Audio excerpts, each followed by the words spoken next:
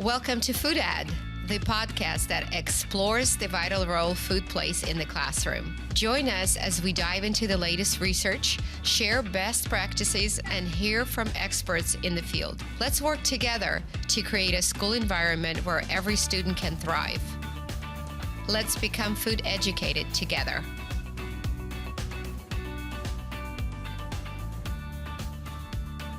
Hello, everybody, and welcome to the Food Ed podcast. My name is Svetlana Elgar. I'll be your host, and today we have with us Miss Lainie, who is the CEO, founder, and an instructor of Laney's Learning Lane. Hi, Miss Lainie. Nice to meet you. Nice to meet you. Thanks for having me.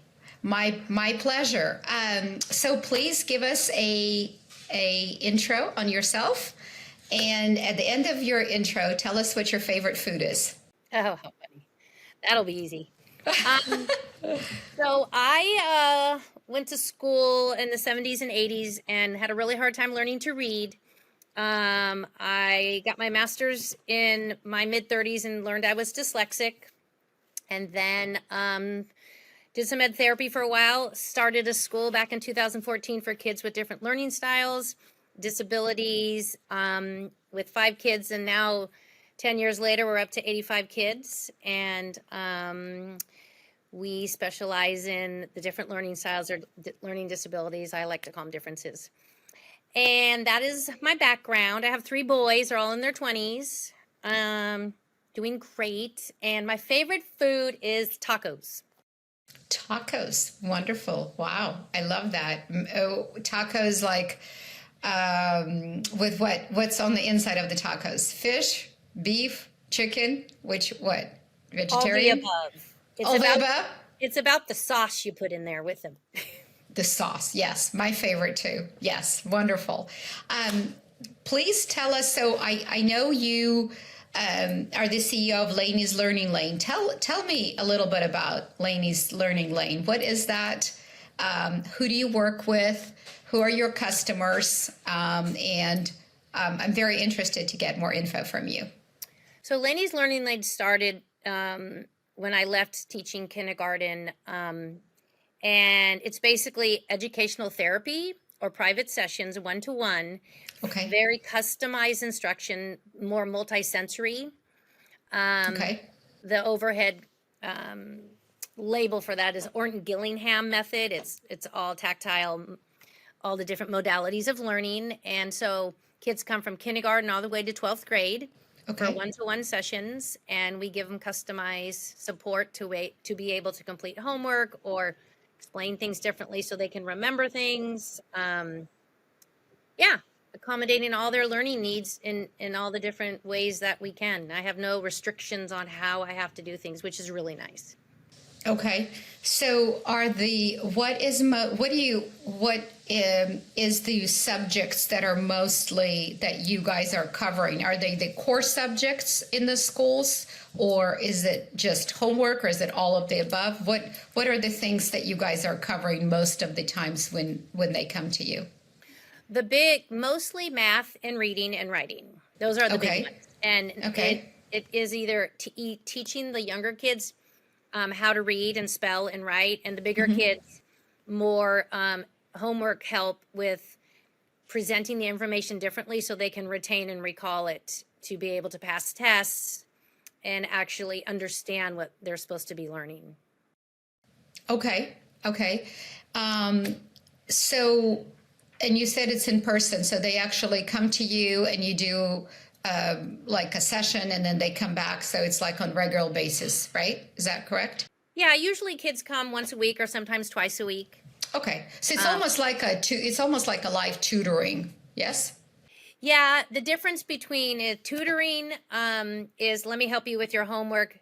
Educational therapy is remediation. It's we're going to teach you and give you things you need to learn that is not working where you currently are getting. So there's a big difference. Very big difference, yeah. You're actually educating, you're actually providing them tools so that they can do better on their own in the future.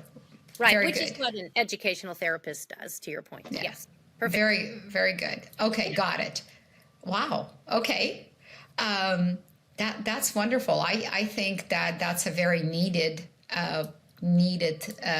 thing right now. I really do, from working with schools and all of that. How do you feel being in the educational field? What do you think about food education in our school systems? And what, you were a teacher, now you have this business.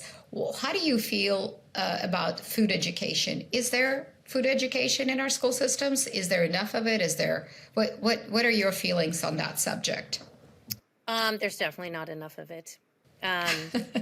Even within the kids that come to the educational therapy business, as well as my school, that runs like a traditional school, we are really huge on the snacks we provide. We stay away from heavy sugar stuff. I don't allow sodas at the school, or even when the kids come for private sessions.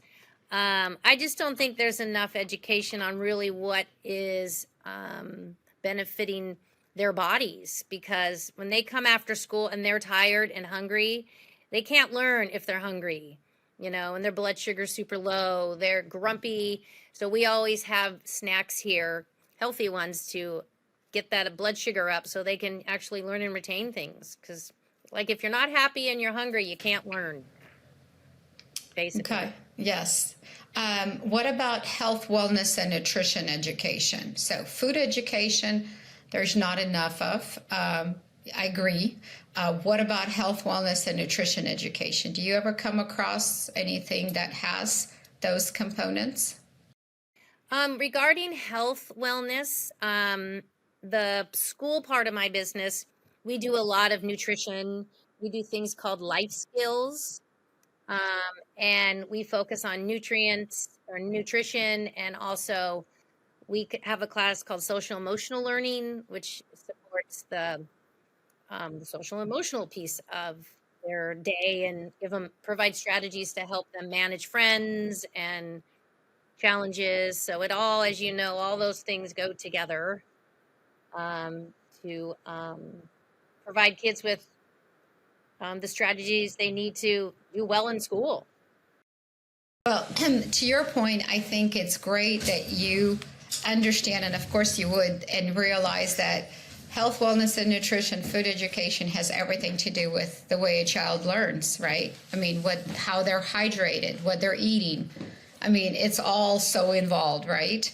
So it looks like you're seeing that, and you're doing what you can. You're providing healthy snacks and what have you. What do you think about, being in education and being a teacher? What do you think, how do you think that we could address the problem of not enough food education, not enough health, wellness, and nutrition in the school education's curriculum? How do you think as a community we could address something like that?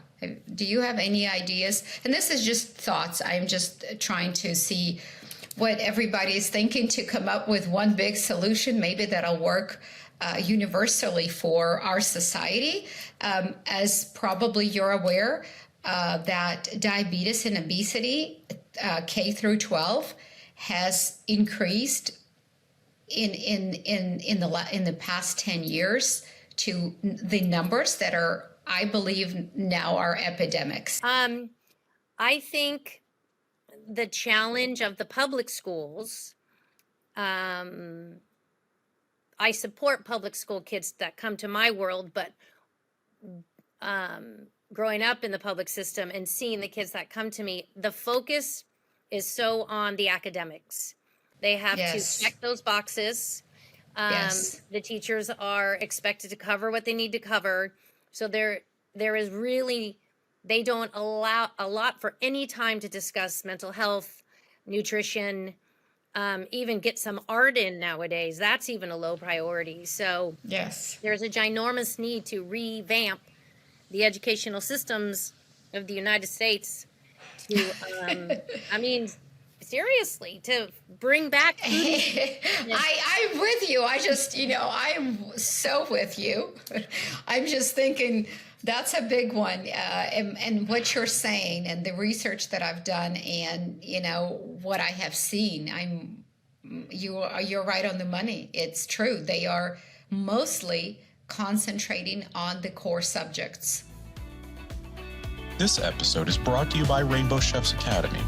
Rainbow Chefs Academy provides turnkey nutrition and wellness training for schools, home-based, and after-school programs. For more information, please check the link in the show notes or visit rainbowchefsacademy.com. And now, back to the show. The whole focus is on the grades, the grades, the grades. And sadly, that's causing a lot of problems in our world. And it takes away from the whole child, you know, food, nutrition, exercise, and academics. So it's really sad and frustrating to watch and observe these kids, you know, so much weight on grades versus their bodies and their mental health as one. Yeah. What do you remember, like back in the days, there was like home ec, right? And there was something, there was not a lot of health, wellness, and nutrition there either, but there was some cooking, some food education going on. Now in schools, there's nothing like that. And the kids are kind of left on their own on that particular subject. So they eat and they drink, not really knowing much behind what they eat and drink. I would, you know, that's probably the most simplistic way to say that. But I agree with you. I think that the curriculum needs to be revamped. And I think that we need to pay attention absolutely to core subject. But I think that the whole child, the social emotional needs to be there. The health, wellness, and nutrition is just as big to me as it is reading and writing and everything that we're going through. I'm just wondering, how are we going to revamp our curriculum as a society and as a as a system when we have so much you know, going on? And that's why, you know, all the different programs that are available, and there's a lot of different program providers that work with schools and what have you. I think it's important for us to see if we can kind of bring that back in some way, somehow, as you know, in any capacity. And so, yes, that's all I have to say, and I'm hoping and working hard and trying to see how to get that done. So, which is, you know, great to hear what you're doing, because I think what you're doing is so needed, and it's wonderful that there is that still there that exists, you know, one-on-one, and you're actually, I love the fact that you're given the tools. That's almost how I feel. Health, wellness, and nutrition should be the same way, taught the same way you're teaching. You know, we should give our kids the tools. What are, you know, the tools to be healthy, the tools to cook healthy, the tools to educate themselves about food, and then that way they can have that healthy lifestyle and offset diabetes and obesity. So looking for ways to provide the tools to our youth. So that's what I believe we need to look at as a community. Yeah. Well, like I shared the private sessions, but again, my school, I have created the model. Well, we do hit everything. Okay. And the nutrition, the fitness, the social emotional learning, and all the academics. So not only do I private sessions, like I said, I run a school, Core Education Academy, and that is my model, exactly what you are hoping to get the public schools or the school systems in general to put together. So I have a working model on a capacity of 80 kids, but it's just really just changing our mindsets about the priorities of things. And you can still get all the academics, but also the other piece of the puzzle too. So it is effective in my world. And I love the fact that you are very passionate about this, because it is a ginormous problem out there in the big public schools. You know, it really is. And so it's fantastic that you're creating these podcasts and you're reaching out to people like thank me. you. And it's Thank important you. because I think the more we share and get it out there, Absolutely. people will start going, wait a minute. Absolutely. So yeah. Can you tell me a little bit how you are doing that in the Core Education Academy now? Like how many times a week is that taught? Is that taught as a separate course? Can you just give me a little bit of a outline how you're currently doing? And then I'd love to hear the results. Do you have any kind of metrics or any kind of data collection that you're doing, or just give me a little info on that? So the process is they have, their math, their English, their science and history, and then once a week, their social and emotional class. So every week, each class, ranging from 8 kids to 15 kids, I meet with them and we have a focus on the social emotional piece, discuss communication, empathy, compassion, things they share, strategies they need. We talk about their different learning styles. And they look forward to social SEL, as we call it, because they'll say, Miss Lainie, can we talk about this in SEL on Tuesday? So they all have that. And then regarding the nutrition piece, we do life skills every week. And so we focus on different life skills, from cooking different things, from tying ties to different ways to cook eggs, and a lot, the obesity and their understanding of that. So there are set classes embedded in the curriculum once a week for SEL and life skills kind of things. And then they have their academics. And it works great. And it's, it gets all those boxes checked that is needed for the whole child approach. So yeah, will be my 10th year. And I would say the social emotional piece, probably the kids enjoy that more than the academics. I applaud you for doing that. I think that's wonderful. You're being very proactive. And I hope that people that are watching our podcast, I hope that they can, take note that doing and being proactive is most needed and very important, because children, they're like sponges. If they like it, all they want to do is suck it up more, right? And they want to do this. So I think that's great. Your approach is working. Are you guys doing do the kids do any cooking of any sort on site? Yeah. Yes? Yeah. Okay. Tell me about that a little.